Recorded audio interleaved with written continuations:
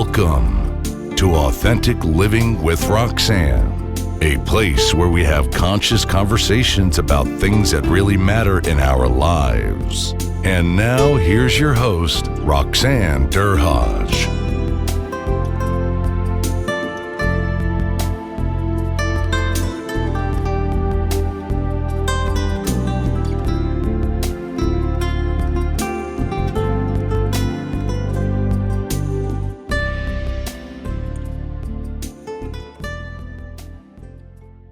Okay, we're live. How are you today? Good. How are you doing, Roxanne? Patricia, it's so nice to have my first guest on my first live. I'm sure you know what happened last week, where my guest was a little bit stuck. So, well, I have to tell you the preamble because I think this is the best way to introduce what we're going to talk about today about being authentic online. So I'm going to tell you what just happened to Patricia and I. And this is going to be great for Patricia's business because we're going to all need this. So we're getting on Melon, right? Melon is the app we're using. Mm-hmm. And I'm not hearing her. So am I freaking out? Absolutely. But with Patricia's guidance, we were able to get up and be able to speak to you today. So thanks again for tuning in with us. And Patricia Regier, I'm going to say, is a friend. We have met a couple of years ago. We're both professional speakers with the Canadian Association of Professional Speakers, and she's a learning and development specialist. So Patricia just released a book, and I want you to check out this book. I just got it on Amazon. Oh my goodness. And it's one of those things that I realize I'm going to have to keep right next to my computer to be able to pick up as a quick tip based on speaking, on training, or just getting ready to go on a call. So Patricia, thanks for coming in today and spending the time with us on Chat with Roxanne. Thank you, Roxanne. I appreciate the invite. It's such an exciting week launching my very first book, The Online Shift, and it is packed with pro tips, as you mentioned. And I'm really excited to be here just to talk about being online and being authentic. Thanks for inviting me. So let's talk a little bit about, how does one become a learning and development specialist? It's not something. I was actually talking to a friend from Trinidad just before I got online. Him and I were talking about kind of what he does, and he's a leadership development trainer. And I'm saying, I'm a keynote speaker. When we went to school, these positions didn't exist back then. No, I'm coming from 20 years. A lot of it was working in the nonprofit sector, different program management, development, leadership. But a lot of what I was doing was workplace training and learning and community education. And I just really loved that. I started with a BA in psychology and got into the sector of community services and helping services, but then went back to school for a Master of Adult Education.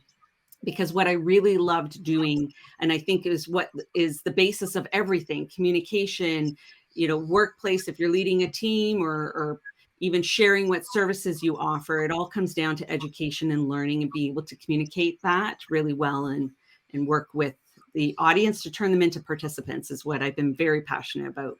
So that's part of what led me here. And then the last 5 years, building Regier Educational Services. And the last 2 years, when everyone had to shift online, I was just constantly helping everybody make that shift and giving pro tips and tutorials. So that's how the book came about. And that learning and development specialist in me is just sort of a lifelong journey. So you're the consummate teacher. And I could tell you that in many a pinch, Patricia has helped me out when I did my very first online training with Harvard Business School. She was in the background, and this was at the beginning of the pandemic. And there was a lot of glitches, but of course, because she was there with my team, we were able to get through it. So let's talk about, I talk about authenticity. I talk about, kind of the return on relationship, which is the new book that's about to come out in the next 4 to 6 weeks. Let's talk about what it takes to be authentic online, right? Because let's face facts. Most of us don't want to get in front of a camera nor do we want to kind of think, oh, how do I look? I'm thinking about, oh, how's my hair? All that stuff. Yes. And then I got to think about the content that I'm going to talk about. So when you kind of think about authenticity from your frame as a learning and development specialist, what does it mean to be authentic in that space and be online? Thank you for asking that, Roxanne. Yeah, you're right. A lot goes into getting prepared. And we're not always thinking about the connection with people. One of the first things I had to train myself when I started creating YouTube videos, and I actually put googly eyes on both sides of my camera for people to feel like you're actually talking to them and you see them. You have to look into the camera, which is a big switch from looking at each other in person. So there is some training ourselves to how we can connect online, how people feel like they're connecting with us. But being authentic is that genuine wanting to hear what and understand what people are going through, what they feel. So thinking about that learning experience journey before, during, and after, that they have the link, they feel supported, that people know that you're there not just to be talked at, but that you really care and want to connect. And we have to be quite intentional with how we design our learning spaces, but really just come at it first and foremost with that authentic, genuine, we want to connect, we want people to feel safe, and feel heard, and that we care in this space. Of course. So we're talking about really the concept of psychological safety, right? Like to some degree, that's the space that I'm in when I'm training leaders to kind of get to that space within themselves to understand, if people are feeling unsteady, which is, I just got Patricia's book and I just started to read through it. And she talked a little bit about some of the little things that we wouldn't even think about, right? Like, sending a link to the platform they're going to be using ahead of time, just because, the assumption is oftentimes that if we're online, what being online is, but most people don't know. So something as simple as that, sending that out ahead of time. I just recently interviewed someone that works with introverts in leadership. And, he said, here's the extroverts, they fly in, they don't think about the agenda, and the introvert, and then the person that's running the meeting says, here's the agenda. And this is the first time the introverts are locking and loading on the agenda.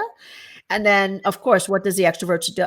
They kind of go with the flow, and they kind of pipe up and they give the perspectives. And the perception based on the lack of agenda is that they're not invested. And it's not that they're not invested. It's how they collate information accordingly to anticipate what's coming, from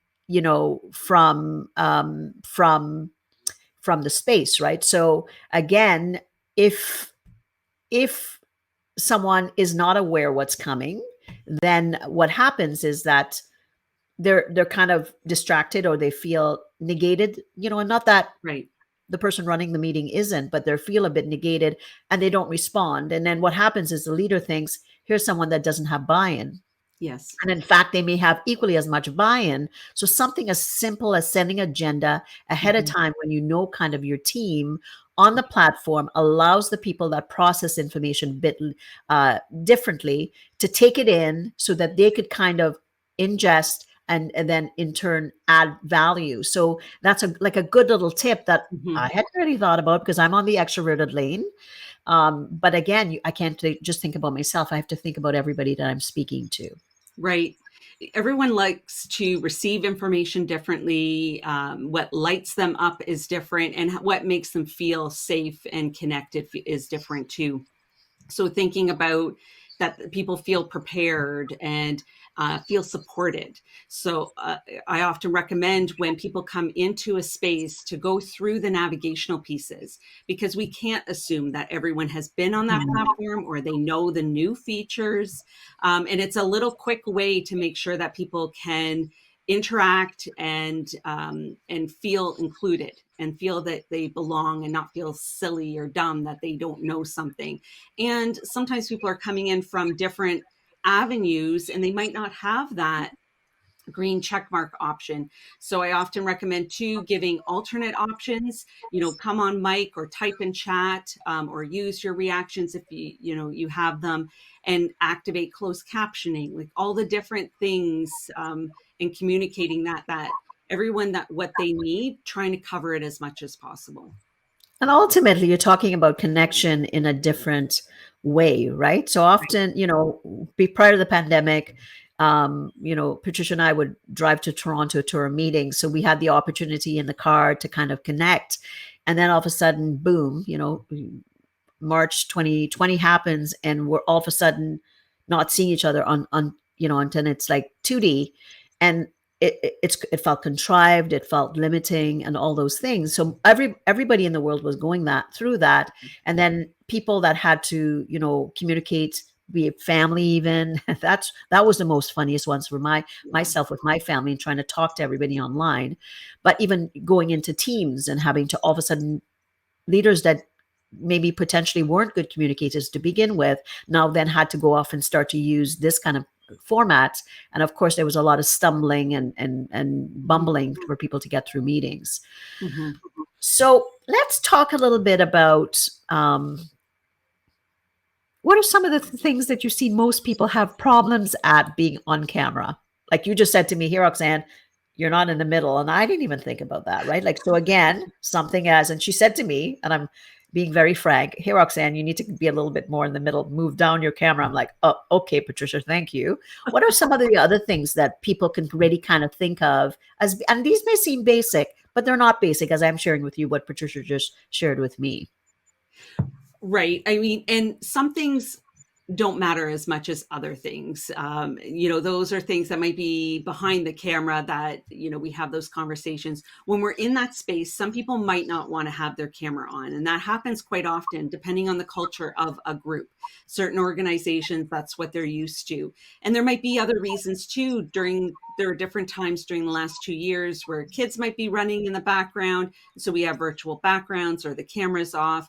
And to respect that, invite people to be on camera, create experiences where they want to be on camera, that they feel safe. But if we're recording, that can impact how people feel as well. Zoom has a new option with avatars that are kind of fun. Like there's different things. You have to know your group or get to know them, and create different spaces, but always that people can feel safe to do, on camera, off camera, and just get to know what they need as well. Mm-hmm. So I think, I think of environments where there is a decreased level of trust. And then you have to go to the 2D format of camera, and we're not seeing each other where we can read the nuances of nonverbal kind of cues. And we got this, right? Yeah. So that takes a lot for us to really focus in. And are there things that we can do to let people know? Like you talked about the googly eyes. I like that. I should probably consider that. What other little things might people do that think, oh, I have to go on camera because I got to present on that report, and darn it, I don't want to do it. What are some things they could do to maybe help themselves relax or focus to be able to be on camera? Well, when it comes to being on camera, especially at the beginning when people had to shift online, the only way we can get more comfortable sometimes is just by doing it. We have to walk through that being uncomfortable. Mm-hmm. Just like live streaming is a different element than recording. And the only way we can get more comfortable and stumble through the things that we need to learn is by doing it and walking through that. But if people are off camera, there's different ways we can still engage, whether it's the chat or coming on mic or the reactions and giving regular opportunities to respond. So we might not be seeing everyone nod their head, but they could be doing all the thumbs up. And it's just little touch points that if we regularly give those opportunities, we can, try to create more connections and make it meaningful too. It's important. Just make it as meaningful as possible. And sometimes it's just sheer work that you have to get through a meeting or whatever. So anything that you can do to make people feel a bit more comfortable, that's important. Sending agendas ahead of time, maybe starting with an icebreaker, let's talk a little bit about that, right? Because I know in your book, which I didn't get through yet, you were talking a little bit about icebreakers. So generally when, sometimes business meetings, you don't start with an icebreaker, but I think with Zoom meetings, in a way, it kind of means that, short of setting the context for the meeting, it could be something lighter, because generally when you see people in a meeting, I might say, hey, Patricia, how was that launch last week? Right. Right. But it Right. might be kind of hard to jump into it if we don't have kind of Mhm. something going on. So what might be Mhm. something like a good example of an icebreaker? Mhm. You're right. That beginning part is really important. We never used to, when we were offline, in person in that way, we didn't leave people outside the door and open it just at the start of a meeting or a learning experience. So that's one of the things I'm very aware of too, to even before an icebreaker, to be either sending messages into the waiting room or open it up a little bit early, be ready to ask a warm-up question. One we just used with a client yesterday was, what does changing seasons mean to you as we enter into spring? Or what are you looking forward to? You can ask gentle questions, and navigate people of how they Mhm. can type in chat or come on mic or camera. But we're missing that chit chat, which warms people up. And we have Mhm. to be very intentional to ask a question. So that Mhm. could be as Mhm. simple. It doesn't always have to be a tech activity. To just really, icebreakers are warm-ups, are getting people comfortable with each other, starting the conversation. And it's really important to think about all those steps right at the beginning, because we're setting Mhm. the stage for how comfortable people feel to interact and engage with the rest of our content. Another thing that I heard is a good thing to ask, and it could be a good icebreaker, is to say to people, what were you doing just before you had to get into Zoom mode? Mhm. That's an Right. interesting. Well, Yeah, that's a great I was saying to my question. kids, here's 2 sandwiches, be quiet. And because mom's about to go online or something. It Yes. was actually, Yes. and you know what? It brought a levity because, how nice that, dad saying, okay, we're putting in front of the screen. I know we're over time. Yes. However, you're getting 10 minutes and then I'm going to check with you again, that type of thing. So it really, I think what it sounds like, it replaces, Patricia, and tell me if that makes sense. I would think of when I was in corporate and we'd all know we were going into a meeting and everybody would either go get their tea or their coffee or a glass of water or Right. whatever. And so we'd all kind of collide in with each other before going into the meeting. And it might, we That's right. might have a little bit of a, exchange there. We don't have those opportunities again to connect. So these little things allows the person to know, I want to know just what's going on in your world, even though we have Yes. to go into business mode for another, say, 60 minutes or something like that. Yeah, exactly. Giving those opportunities to actually connect and have that collaborative experience instead of, when it is a meeting, and if they're presentations or it's webinar style, it can be very passive and it just being talked at. And we need to definitely be very intentional in all a range of interactions online that we try to connect. Yeah, for sure. So Mhm. what we're trying to do is say to people, be yourself, but be Mhm. yourself in a format.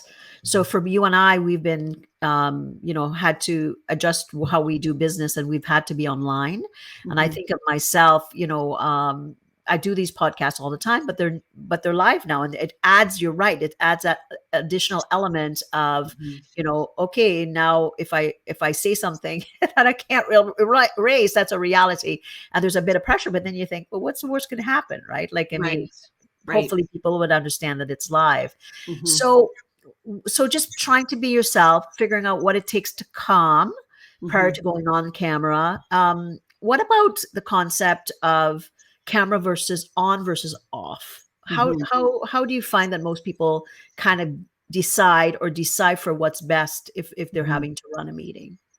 Well, definitely facilitators and speakers that were used to being in person really like to have cameras off. That's how they feel. They want to get the pulse of how people are engaging with the content and the experience.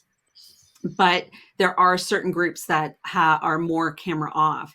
So I think we have to be, get a little bit more comfortable with that and create those opportunities of touch points with reactions in chat, come on mic, and find other ways to get the what used to be visual cues with the other types of cues, as well as is one way. And being comfortable too with the silence sometimes. Pausing when we ask a question to not try to fill up the space online, because we tend to do that a lot of times. We're uncomfortable with silence. And I, sometimes would jokingly have, a sound effect, but not everybody's not going to have, a sound effect to kind of break the ice and laugh about it when you ask a question and there's nothing. But, you can just say, I'm going to intentionally give you a moment to think and take, a sip of water, but give those spaces so that people can enter in, because they might be thinking about a response. So lots of little things that you can think about, that just knowing your personality, kind of knowing where, if it's the first time, knowing that it's a maybe a team presentation, if it's a difficult situation, or let's say it's a team that's not functioning so well, there's going to be variances. What might a leader, if a leader is kind of maybe having to run these meetings, are there things that you think setting, like you said, there's certain things we talked about already. Are there other things that they maybe should be considering doing to prep themselves if they're uncomfortable already with the content they're presenting? Maybe there's a little bit of dissension within the team. Is there some things they might want to consider as well? Well, getting to know the platform you're using and all the tools that are available is part of that process of getting ready as a leader online. Working with a team, having someone else help with that too, so that you can focus on the content, but even more importantly, on the participants. I talk a lot about turning an audience into participants. So it's that interactive, collaborative space. But part of it too is stretching that comfort zone a little bit. Being okay with trying something, whether it's an icebreaker activity or trying a new tool that may not be perfect. And that's okay, because sometimes people resist trying something because they want to be perfect, and then they're not actually using all the tools available. One of the quotes in the book is, we don't have to be perfect. We just have to do something we've never done before. And even, with live streaming, it's okay that, it's not going to be perfect for a while, and that's okay. We're still putting ourselves out in a different way. There's some magical thing when it comes to live and not pre-recorded, and going with the organic conversation. It's not scripted. It's just, that's okay, to really try to connect in a genuine way. So there's so many things that I think, we've now, I think we've had to embrace being online, and it was kind of the thing you saw, like people had to do once in a while. Where do you think online learning, training, meetings, hybrid, based on all the work that you've been doing there, what are you seeing that's been the evolution 2 years in with these platforms? Well, at the beginning, it was helping people get comfortable to be online, to understand the platforms, to feel comfortable and safe and be able to connect. A lot of people have grown through that and are a lot more comfortable. But technology is ever changing, and there's always a new aspect so that to facilitate more engagement, and to be open and ready to keep learning, be okay with the ongoing learning curve, but use it as a great opportunity. There's going to be time and space where online is, the perfect fit. Other times it's great that will be, offline and in person in that way. And that's really good too. So I think we can have the best of both worlds. And if we are going to hybrid with a blended audience, that takes a lot more intention. That's the next shift. So that we don't forget the online audience, and make sure that we intentionally give opportunities for both groups to interact with each other, and everyone feel that they belong. Absolutely. And that's, I'll never forget. And when I worked in corporate, I went virtual at home, like in 2005. That's how, because we basically had the shift from, you don't have to be in person all the time, you can be at home. And I remember, I'll never forget, I went to Toronto to the corporate office. And so here I'm thinking, okay, I'm going to do this in person because I need it for me. Yeah. Or, and then they said to me, well, so I go up to the meeting room, I'll never forget. And they said, well, nobody's here. And I said, what? What do you mean nobody's here? So I had to then go down to my office and call in and talk about, and at the times I was in the room, the noise level in the room compared to what people were saying they were hearing online, right? Because everybody started to talk amongst themselves, right? And then the people online, all they could hear was these voices. So all these little things that years ago we hadn't thought through, and now we have to, like you said, if you're presenting online, it's one thing, that's one flat level, which hopefully we're still learning on there. But then if you're presenting in person, plus you have people east to west coast, maybe potentially calling in, and you're the person facilitating the training, the meeting, how are you going to meander between both to ensure that everybody has a voice, everybody feels equally as important, and you as the facilitator knows what the expectations are of you. And what's needed. I think that's going to be a new skill where a lot of people are going to need help with as we go. What you mentioned, it all comes down to expectations and clarifying the communication. So when we were doing conference calls and couldn't see people, it was really helpful for people to come on, unmute, and say who they were, say their name before they started speaking. Just like online too, if we're doing a round table, which is another one of those icebreaker warm-up times that can be very important if you're with a group for a series, for each person to have an opportunity to speak for a moment, for someone to say the next person's name, so you're not all just sitting there, who's going to talk next. Because when we're around a physical table, you go in order, and everyone knows the expectation that the next person speaks. So when we're shifting to different contexts, we just have to communicate different things so that people know what to expect. It's more efficient with the time. And then it does make people feel a little bit more comfortable too, that they're not just sitting there wondering, how they fit and what do they need to do and when to do it. So lots more work for you as we go on. Patricia, this has been amazing. I know that we've put in the chat where people can get the book, but please, for anybody that's either you're somebody that thinks, I just want to get better figuring out how to be online, or if I'm part of a leadership team, or people just wanting to learn some of these things. I know that you have a lot in the book, but also that you do actual consultation as well. Tell people where they can reach you and in what ways you can help. Yeah, thank you, Roxanne.